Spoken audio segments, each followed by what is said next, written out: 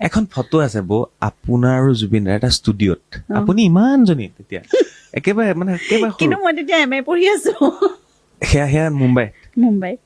প্ৰেম কৰি থকা সময়ত সেই তেতিয়া জুবিন দাই এংগেজমেণ্ট হৈ গ'ল আমাৰ এংগেজমেণ্টৰ পিছত সেই মাইক্ৰফোনটো আপোনাক এনেকে দেখাই আছে আৰু আপুনি মাইক্ৰফোন সেই ফটোখন ইমান মৰম লগা ফটোখন সেইখন ক'ত তুলিছিলে সেইখন গীত অডিঅ'গ্ৰাফ আমাৰ যতীন শৰ্মা মাইনাদাৰ ষ্টুডিঅ' তেতিয়া আমাৰ তাতেই চলি থাকে জুবিনহঁতে বেছিভাগ তাতে কাম কৰে আমিও ওচৰতে আছিলো তাৰপিছত মই তেতিয়া MA কৰি আছো মোৰ ভাইটিও তেতিয়া চাউণ্ড ইঞ্জিনিয়াৰিং কৰিবলৈ ভূপেশ দা তেতিয়া মুম্বাই ইউনিভাৰ্চিটিত চাউণ্ড ইঞ্জিনিয়াৰিং কৰিবলৈ গৈছে সিয়ে মই এটা ঘৰ মাহাদাৰ আমাৰ এটা ৰুমৰ ঘৰ মানে এইবোৰ আমি ভাড়া লৈ আছিলো তাতে গীত অডিঅ'গ্ৰাফটো সেই মাহাদাতে আছিলে জুবিনহঁতো ওচৰে পাজৰে থাকে মাইনা গোটেই অসমীয়া কমিউনিটি মানে আমাৰ মিউজিচিয়ান কমিউনিটি ওচৰে পাজৰে থাকে আৰু মই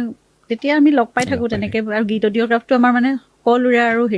লগ পোৱাৰ এটা জেগা আৰু